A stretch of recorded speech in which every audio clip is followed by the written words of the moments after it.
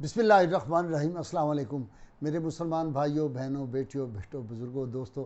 آج میں نے آپ کو ایک بہت خداداد ذہانت کی جو ہے وہ واقعہ سنانا ہے، اور اس سے آپ کو اندازہ ہوگا کہ جب اللہ تعالیٰ کا کسی پہ خاص کرم ہوتا ہے تو پھر علم لدنی کیا چیز ہے۔ امام اعظم ابو حنیفہ رحمۃ اللہ علیہ جو حنفی اسکول آف تھاٹ ہے اس کے امام اور اماموں کے امام ہیں، امام اعظم ابو حنیفہ کا نام آتی ہے اہل علم کی گردنیں عقیدت سے جھک جاتی ہیں، اور عظیم عاشق رسول تھے، اور آپ کا خاص وصف یہ تھا کہ اہل بیت اطہار سے آپ کو بے پناہ محبت تھی، اور امام جعفر صادق کے بارے میں آپ نے یہ فرمایا تھا اگر 2 برس جو ان کی خدمت میں نہ رہتا تو میں ہلاک ہو جاتا۔ امام اعظم رحمۃ اللہ علیہ کے پاس ایک شخص بڑا دانشور تھا، وہ آیا، اس نے کہا ذرا میں امام صاحب کا امتحان تو لوں۔ بندہ مسلمان تھا، بڑا نیک آدمی تھا، وہ امام صاحب کے شاگردی پاس بیٹھے تھے۔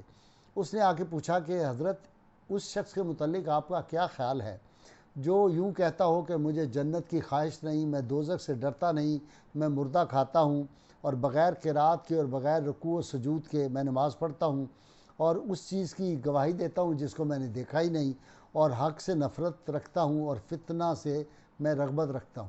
یہ ایسے سوالات تھے، وہ شاگرد جو تھے وہ حیرت میں گم ہو گئے۔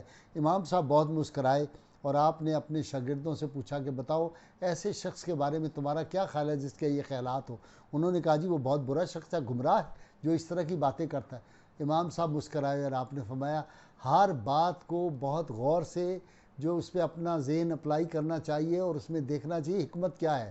یہ فوری طور پہ ظاہر کے اوپر فوری طور پہ نہیں کوئی ہمیں جو ہے وہ فتویٰ لگا دینا چاہیے۔ اب امام صاحب نے کیا فرمایا؟ امام صاحب نے فرمایا وہ یہ شخص تو بہت اچھا ہے جس یہ سوال کیا۔ فرمایا کہ بیٹو دیکھو، وہ شخص جو جنت کی خواہش نہیں رکھتا بلکہ خالق جنت سے محبت رکھتا ہے، وہ دوزخ سے نہیں ڈرتا بلکہ خالق دوزخ جو ہے اللہ تعالیٰ اس سے وہ ڈرتا ہے، وہ دوزخ سے نہیں ڈرتا۔ اسی طرح وہ مردہ کھاتا ہے، یعنی مچھلی کھاتا ہے یا ٹڈی جو ہے اس کو کھا لیتا ہے جو جائز ہے، اور بغیر قرات اور رکوع و سجود کے وہ نماز پڑھتا ہے، اس سے مراد نماز جنازہ ہے۔ پھر آپ نے فرمایا کہ بغیر دیکھے گواہی دیتا ہے، یعنی اللہ کو اس نے دیکھا نہیں لیکن بغیر دیکھے وہ گواہی دیتا ہے۔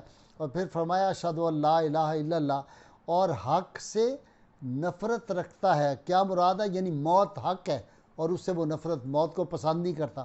پھر فرمایا کہ فتنہ سے رغبت رکھتا ہے، سے مراد یہ ہے مال اور اولاد فتنہ ہے، اور وہ مال اور اولاد سے رغبت رکھتا ہے، ان سے محبت کرتا ہے، تو یہ دونوں فتنہ ہیں قرآن حکیم کے مطابق۔ تو آپ نے فرمایا جب یہ اس کو جواب دیا تو وہ آدمی اٹھا، اس نے آپ کے سر کو بوسہ دیا، اس نے کہا آپ واقعی مسلمانوں کے اتنے بڑے امام ہیں، اس سوال کا جواب آپ کے علاوہ اس وقت کوئی نہیں دے سکتا تھا۔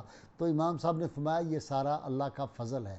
تو یہ جو بات ہوتی ہے ہمارے سامنے جب کوئی بات ہو تو ہمیں اس پہ غور و فکر کرنا چاہیے اور اللہ سے رہنمائی۔ اسی طرح آپ کی دیانت جو ہے امام اعظم ابو حنیفہ رحمۃ اللہ علیہ کی، آپ نے اپنا ایک آگے مینیجر رکھا ہوا تھا، بہت بڑے کپڑے کے تاجر تھے۔ ایک دفعہ آپ کو کہیں جانا پڑا تو آپ نے کہا کہ یہ سارے تھان پڑے ہوئے ہیں، اگر کوئی گاہک آئے تو ان میں ایک حصہ جو ہے تھانوں کا وہ عیب دار ہے، تو جب فروخت کرو تو عیب والا اس کو بتا دینا، اس کی قیمت کم ہے، اور جو اچھے والے ہیں ان کی قیمت دوسری ہے۔ جب آپ اپنے کام سے واپس آئے تو آپ نے دیکھا وہ سارے کپڑے بک چکے تھے۔ آپ نے کہا بھی کیا ہوا؟ اس نے کہا جی ایک آدمی آیا تھا، میں نے اس کو یہ سارے بیچ دیے۔ تو آپ نے دریافت فرمایا کہ وہ جو خراب حصہ تھا وہ تم نے بتا دیا تھا اس کو؟ کہنے لگا ہو سوری میں تو وہ بھول ہی گیا تھا۔ آپ نے وہ سارے جو رقم تھی وہ ساری لے کر غرباء کو تقسیم کر دی اور کہا کہ میں 1 روپیہ اس میں سے نہیں رکھنا چاہتا، مجھے نہیں پتا کہ کون سا جو پیسے میں لوں اور کون سا حصہ جو ہے وہ اس میں سے آ جائے جو خراب کپڑے تھے اور وہ حرام رزق ہے۔ اس سے ہمیں پتہ چلتا ہے کہ جو تاجر ہے اس کو کبھی بھی جو ناقص مال ہے اس کو چھپا کے جھوٹ بول کے نہیں دینا چاہیے، اس سے پھر برکت ہوتی ہے۔ امام صاحب کی 70 سے زیادہ دکانیں تھیں اور اتنے بڑے تاجر تھے بغداد کے امام اعظم حنیفہ، تو اس لیے آج کے ہمارے جو تاجر ہیں ان کو بھی اس طرح غور کرنا چاہیے۔ اسی طرح یہ بڑے جو ہمارے بزرگ تھے، ہستیاں تھیں، بزرگ جمیر نے ایک دفعہ سیدنا فاروق اعظم رضی اللہ تعالیٰ خلیفۃ المسلمین تھے، ان کے دور میں مدینہ منورہ میں اپنا ایک سفیر بھیجا۔ اس نے کہا جاؤ، یہ مسلمان دن بدن اتنی ترقی کر رہے ہیں، عروج ان کو حاصل ہو رہا ہے، یہ تو بالکل نہ خواندہ لوگ تھے، ان کے پاس کوئی اتنا زیادہ اسلحہ بھی نہیں تھا، پتہ کر کے آؤ یہ کیسی ہے، ان کا خلیفہ جو ہے وہ کس طرح رہتا ہے، کس طرح محل اس کا رہن سہن پتہ کر کے آؤ۔ وہ جب وہاں پہنچا اس نے لوگوں سے پوچھا کہ ان کا محل کہاں ہے، انہوں نے کہا محل تو کوئی نہیں، وہ ابھی مسجد میں تھے اور یہاں سے باہر نکل کے گئے ہیں کہیں۔ تو جب وہ نکل کے گیا تو ایک درخت کے نیچے دیکھا، آپ نے سر کے نیچے درہ اپنا رکھا ہوا ہے، سو رہے ہیں، پسینہ نکل رہا ہے، اور وہ جو زمین تھی وہ بھی گیلی ہو رہی تھی اس پسینے سے ایک درخت کے نیچے۔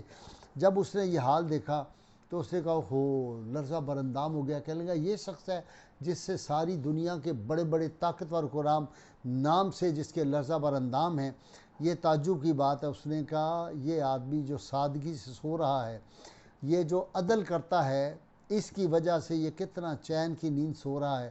اور اس نے کہا یہ مسلمانوں کے جو امام ہے، جو خلیفہ ہے، جو ہیڈ آف دی اسٹیٹ ہے، اس کو کوئی ڈر نہیں کسی کا، کیونکہ یہ کسی پر ظلم نہیں کرتا، اور جب ظلم نہیں کرتا تو پھر اس کو تو کسی کا خوف ہی نہیں، اور یہ اپنے اللہ پہ یقین رکھتا ہے، اور یقین اس کا یہ ہے اتنا زیادہ کہ اگر موت ہے تو وہ اللہ کے ہاتھ میں ہے، زندگی ہے تو وہ اللہ کے ہاتھ میں ہے۔ تو فاروق اعظم رضی اللہ تعالیٰ عنہ نے جو عدل اس دنیا پہ زمین پہ قائم کیا، اس کی کوئی مثال نہیں۔ اسی لیے وہ مثال ہے نا کہ جب ایک دفعہ زلزلہ آیا تو آپ نے زمین پہ کوڑا مار کے کہا تھا کیا میں تجھ پہ انصاف نہیں کرتا؟ تو جس دھرتی پر، جس ملک پر عدل کی حکمرانی ہوگی وہاں کوئی خطرات نہیں ہوں گے۔ اسی طرح حضرت عمر بن عبدالعزیز کو جب ایک گورنر نے لکھا تھا کہ جی فصیل شہر جو ہے، شہر کی دیوار وہ بڑی کمزور ہوگی، ٹوٹ پھوٹ گئی ہے، تو پیسے بھیجیں تاکہ دیوار تعمیر کیا جائے، تو آپ نے فرمایا تھا کہ اگر عدل کریں تو پھر کسی کا خوف نہیں، یہ جو دیوار ہے فصیل شہر اس کی ضرورت نہیں، انصاف قائم کرو تو تمہارا جو ہے حفاظت خود بخود اللہ تعالیٰ کر دے گا۔ اللہ کی سے دعا کیا کریں کہ اللہ تعالیٰ پاکستان کو بھی کوئی سیدنا عمر فاروق، کوئی سیدنا عمر بن عبدالعزیز کا جو ہے وہ غلام ہمیں حکمران عطا فرما دے، اور ہمارے تاجروں کو اللہ تعالیٰ امام اعظم ابو حنیفہ رحمۃ اللہ علیہ کے نقش قدم پہ چلنے کی توفیق عطا فرمائے۔ اللہ کی بارگاہ میں دعا، اللہ تعالیٰ ہمیں سید عالمین صلی اللہ علیہ وسلم کی غیر مشروط محبت لامحدود فدائے نصیب فرمائے۔ نعرہ ہم لگاتے رہیں گے، پاکستان کا مطلب کیا؟ لا الہ الا اللہ محمد الرسول اللہ صلی اللہ علیہ وآلہ وسلم۔